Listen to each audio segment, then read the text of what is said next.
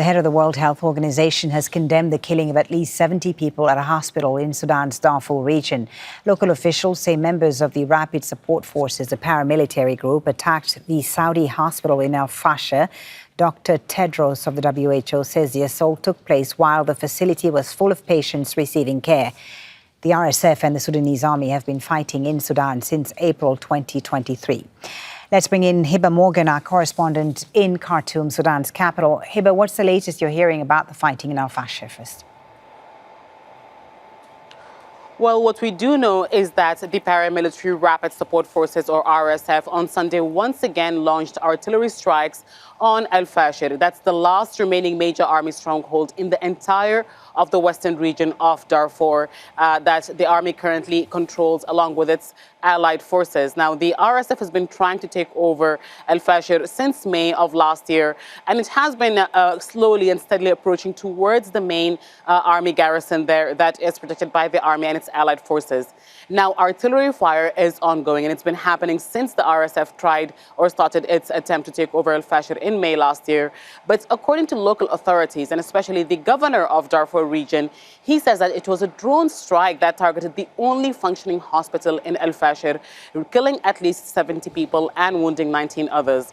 And this is not the first time that we're hearing of civilian casualties as a result of an artillery strike or any strike by the Rapid Support Forces. Local monitors and watch groups say that the RSF has targeted schools and displacement camps, wounding dozens of civilians and killing others.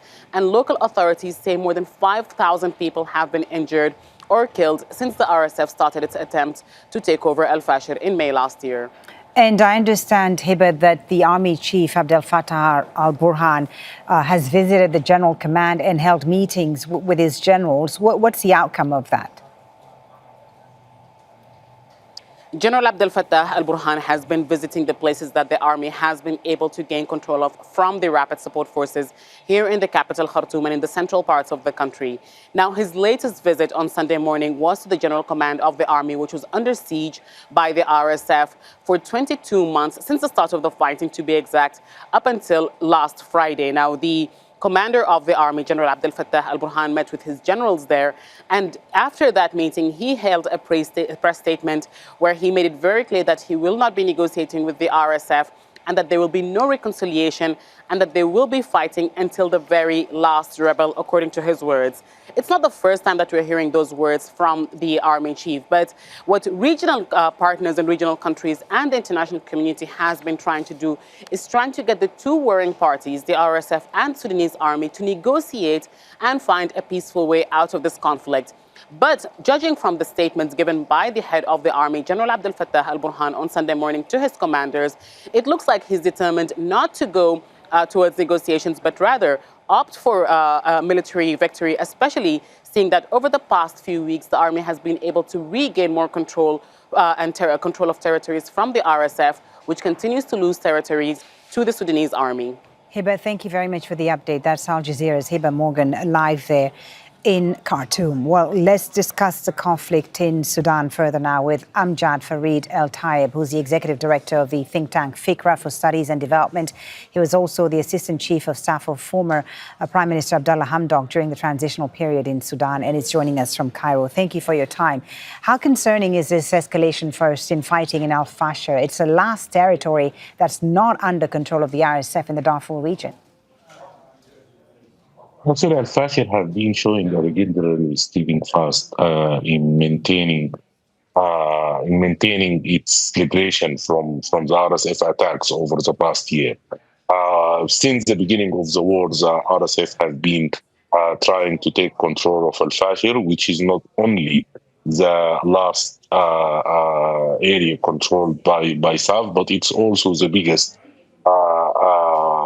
city in Darfur, and it also has the biggest functional airport in the region. The RSF have been trying to take it in order to set the scene for announcing its government with its allies on Taqaddum and others who were preparing for announcing this government. However, they are looking to control el-Fasher before announcing this parallel government of the RSF. So just to clarify, if they were to take control of el-Fasher, what would be the consequence of that? Could we see a split of the country, a split of Sudan with two governments in charge of the respective areas they control?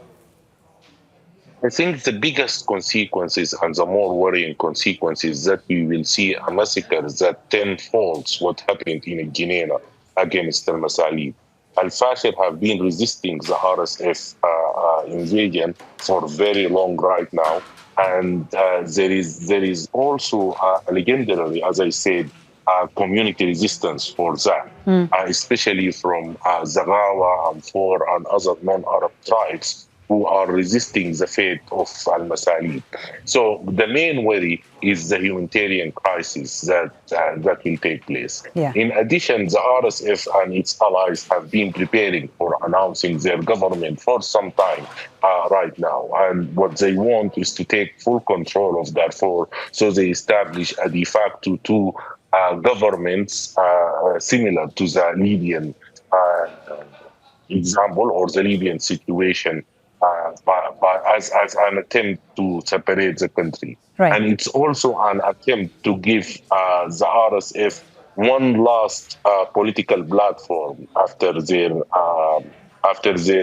military defeats in the past few days. Yeah. However, what's more concerning is the RSF terrorist attacks that's not only happened in el-Fasher against the Saudi hospital, but also since the 15th of January, we are seeing a concerning pattern of attacks against water dams, like what happened against Marawi water dams, which blocked 40% of the electricity production, and this was followed by attacks on a Shok power station and Dungula power station, and also the attack or the attempt to destroy the refinery, the oil refinery. The last point that the Emirati supply, continuous supply and support with these high-tech and very sophisticated drones is enabling these terrorist attacks to take place by the RSF.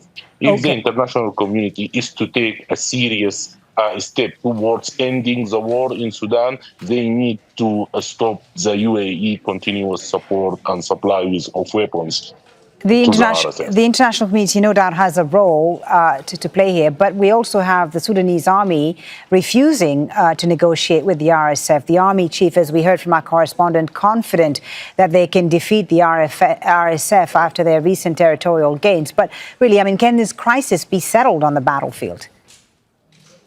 No, there is no military solution for this. And I think the army chief statements are being misrepresented, because the army did negotiate before, and it reached on May 2023 to an agreement to get the declaration with the RSF that the RSF refused to implement, and this was just overstepped by the international community. You cannot just keep negotiating for the sake of negotiation without implementing previous commitments. And this has been the position of the Sudanese armed force since the beginning. Without implementing previous commitments, especially commitments that related to the protection of civilian premises, the negotiation will not have any meaning, because the RSF keep making commitment without implementing them. Thank you so much for talking to us and sharing your views there with us. Amgad Fareid Eltayeb joining us from Cairo. Thank you.